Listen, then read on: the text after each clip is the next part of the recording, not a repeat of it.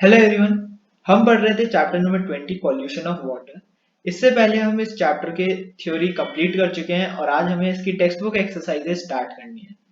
तो चलिए स्टार्ट करते हैं। सबसे पहले है हमारे पास समथिंग टू नो में fill in the blanks. First part, dash is a chemical method of purifying water. Water को प्योरीफाई करने के एक केमिकल मेथड का हमें नाम बताना है, तो हम यहाँ पे लिख सकते हैं क्लोरीनेशन। ठीक है। क्लोरीनेशन एक प्रोसेस होता है जिसमें हम क्लोरीन ऐड करते हैं। क्लोरीन ऐड करने से जो वाटर में जर्म्स और बैक्टीरिया प्रेजेंट होते हैं वो मर जाते हैं। Second part, dash and dash constitute agricultural waste. तो डैश एंड डैश में हमें यहाँ पे दो ऐसे प्रोडक्ट्स के नाम लिखने हैं जो एग्रीकल्चर में यूज होते हैं और आगे जाके वो वेस्ट प्रोडक्ट बन के वाटर को पोल्यूट करते हैं। तो उसमें हम लिख सकते हैं हमारा fertilisers and pesticides. Fertilisers and pesticides ये दो ऐसे केमिकल्स हैं जो एक बार यूज तो हो जाते हैं और बेनिफिट प्रोवाइड करते हैं, लेकिन यूज हो जाने के बाद जब वो वाटर के साथ फ्लो करते हैं तो वो एग्रीकल्चरल वेस्ट बन जाते हैं। ठीक है। Next, the presence of domestic sewage in water promotes the growth of dash and dash which use up a lot of oxygen present in air। तो जब डोमेस्टिक सीवेज मतलब जब ये वाटर में ये सीवेज वगैरह का पानी ऐड हो जाता है तो इससे ग्रोथ होती है एल्गे की और फंगाई की। एल्गे और फंगाई की ग्रोथ होती है मतलब जो ज्यादातर ऑक्सीजन यूज कर लेती है पानी का। Next, fourth point, water that is safe for drinking is called dash water. तो जो वाटर पीने के लिए सेफ होता है मतलब उसे हम इजीली पी सकते हैं, बिना किसी डर के पी सकते हैं, मतलब बेसिकली उसमें कोई डिजीज वगैरह नहीं होती, उसे हम कहते हैं portable water. Fifth, one of the purposes for purification of water is to remove the dash impurities present in it। तो प्योरिफिकेशन का मतलब क्या होता है? वो इम्प्योरिटीज हटाना जो उसमें सस्पेंडेड हो। तो जो राइट वर्ड हम यहाँ पे यूज करेंगे दैट इज सस्पेंडेड। उसके अंदर जो इम्प्योरिटीज प्रेजेंट है, जो इम्प्योरिटीज सस्पेंडेड है, उनको रिमूव करने के लिए हम वाटर को प्योरीफाई करते हैं। नेक्स्ट, ट्रू और फॉल्स। फर्स्ट पार्ट है, a bad taste of water indicates the presence of pollutants in it. मतलब अगर वाटर का टेस्ट बैड है तो इसका मतलब कि उसमें पॉल्यूटेंट्स प्रेजेंट है।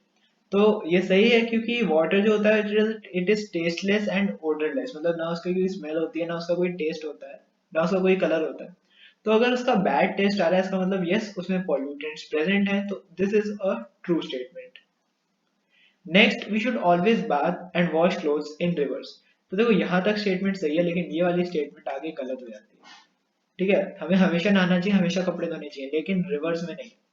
तो this is a false statement. Next, portable water can cause water borne diseases. देखो पोर्टेबल वाटर अभी ऊपर ही पढ़ा, पोर्टेबल वाटर वैसा वाटर होता है जो बिल्कुल डिजीज फ्री होता है, ठीक है, जैसे हम इजीली पी सकते हैं।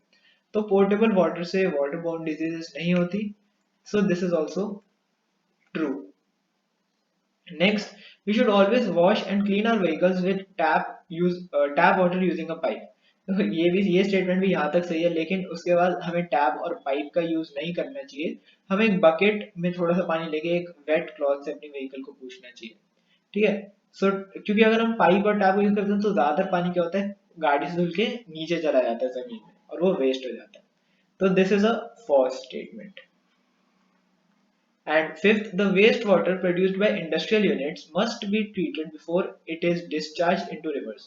तो ये एकदम ट्रू स्टेटमेंट है कि भाई जो वेस्ट वाटर इंडस्ट्रीज प्रोड्यूस कर रही हैं उन्हें उसे अच्छे से ट्रीट करना चाहिए, ठीक है, अप्रोप्रिएटली ट्रीट करना चाहिए रिवर्स में डालने से पहले। तो ये स्टेटमेंट भी ट्रू है, हमने लास्ट वीडियो में इसके बारे में पढ़ा था।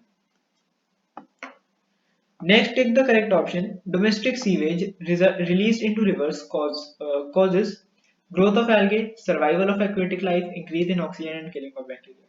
तो डोमेस्टिक सीवेज अभी हमने ये भी फिल इन द ब्लैंक्स में पढ़ा कि जब सीवेज आ जाती है तो एल्गे और फंगाई की ग्रोथ होती है जो ऑक्सीजन लेवल को कम कर देती है।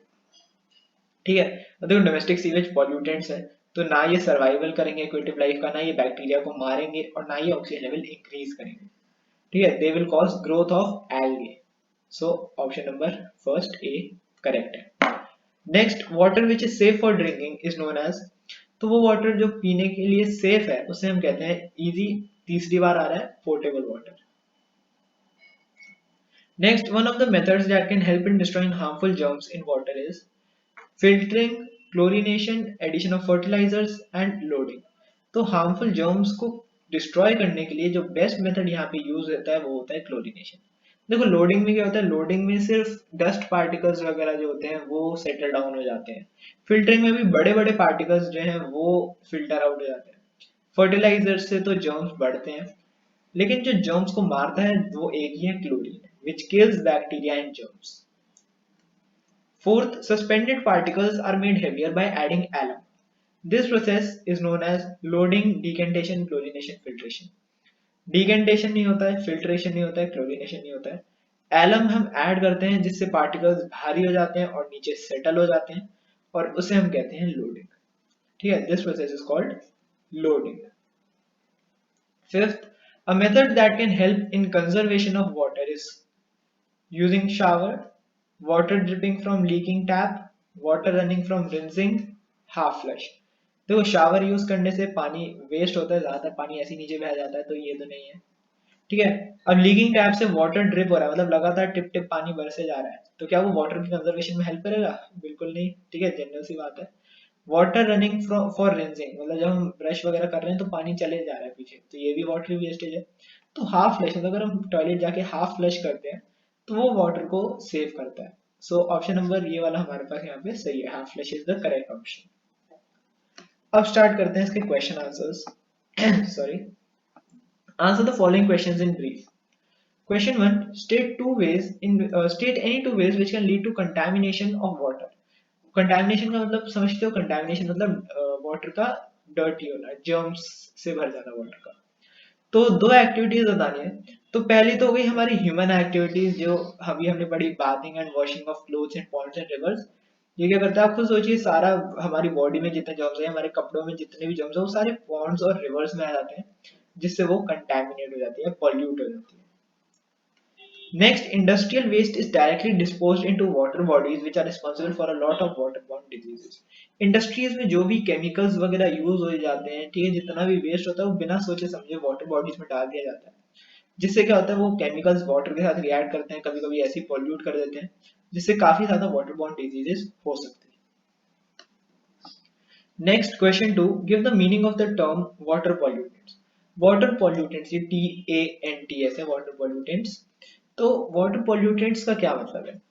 द सब्सटेंस या फॉरेन पार्टिकल, फॉरेन फॉरेन हमने इसलिए किया क्योंकि ये उस जगह का नहीं है, बाहर से कहीं से आया है। ठीक है, तो foreign particle that pollute the water. ठीक है, कोई भी सब्सटेंस या फॉरेन पार्टिकल जो वाटर को पॉल्यूट करता है उसे हम कहते हैं वाटर पॉल्यूटेंट्स। और it changes the properties of water, ये वाटर की प्रॉपर्टीज को चेंज कर देता है। ठीक है, इसका इफेक्ट क्या होता है कि वाटर की जो नेचुरल प्रॉपर्टीज होती हैं, कलरलेस, टेस्टलेस, ओडरलेस, इन सबको चेंज कर देता है। सबको जरूरी नहीं है, किसी ना किसी को कर देता है।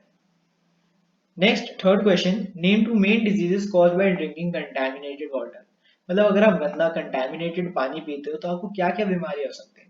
तो मैंने तीन बेसिक, आपको तो कोई भी दो लिखनी है, मैंने तीन बेसिक जो आपको इजीली याद रह सकती हैं वो डिजीजेस यहाँ पे लिखी है। Typhoid, cholera and diarrhoea. ठीक है, डायरिया की स्पेलिंग याद रखना। तो typhoid, cholera and diarrhoea are the three common diseases जो गंदा पानी पीने से हो जाती है। ठीक है, सिंपल याद रखना। Fourth, name two chemicals that may help in purifying water. दो केमिकल्स के नाम बताने जो वाटर को प्यूरिफाई करने में हेल्प करते हैं। तो देखो, एक तो एलम हो गया, एलम को फिटकरी कहते हैं। एलम क्या करता है, सारे सस्पेंडेड पार्टिकल्स को अपनी तरफ अटैक करके नीचे बिठा देता है। और सेकंड हो गया क्लोरीन। क्लोरीन एक ऐसा केमिकल है जो उसके अंदर प्रेजेंट क्या कहते हैं, हमारे बैक्टीरिया और जर्म्स को किल कर देता है। ठीक है, ब्लीचिंग पाउडर की फॉर्म में भी होता है क्लोरीन। ये केमिकल्स ऐसे हैं जो डीकंटामिनेट करते हैं, प्योरीफाई करते हैं वाटर को। ठीक है, डीकंटामिनेट करते हैं वाटर को, ज्यादातर जर्म्स वगैरह को मार देते हैं। एलम के अलावा, देखो क्लोरीन तो लिखना ही है क्योंकि क्लोरीन मेन है। एलम के अलावा हम चारकोल भी लिख सकते हैं, क्योंकि चारकोल का भी कुछ ना कुछ यही काम होता है कि वो वाटर से इम्प्योरिटीज निकाल लेता है, तो हम यहाँ पे चारकोल भी लिख सकते हैं। Fifth, name the kind of growth in water that lead to depletion of oxygen dissolved in it. ये वही है जो हमने first fill in the blank से पढ़ा था कि growth of algae in water bodies. ठीक है, मेन जो इसका आंसर है दैट इज एल्गे। तो जो एल्गे है वो वाटर बॉडीज में ग्रो होता है, जिससे ऑक्सीजन का डिप्लीशन शुरू हो जाता है, क्योंकि algae use up the oxygen which is meant for aquatic plants. मतलब जो जो oxygen sorry which was meant for fishes, जो ऑक्सीजन फिशेस वगैरह के लिए थी, वो अब ये एल्गे कंज्यूम कर रहा है। और जब ये एल्गे वो ऑक्सीजन कंज्यूम करेगा तो पानी में ऑफ कोर्स ऑक्सीजन का अमाउंट कम हो जाएगा, क्योंकि पानी में तो लिमिटेड अमाउंट ऑफ ऑक्सीजन होती है ना, तो वो ऑक्सीजन का अमाउंट कम हो जाएगा, जिससे वहां पे वाटर एक्वेटिक लाइफ को इफेक्ट पड़ेगा। ठीक है, इसी के साथ हमारे शॉर्ट क्वेश्चन आंसर्स खत्म हो गए हैं। नेक्स्ट वीडियो में हम लॉन्ग आंसर्स भी खत्म कर लेंगे।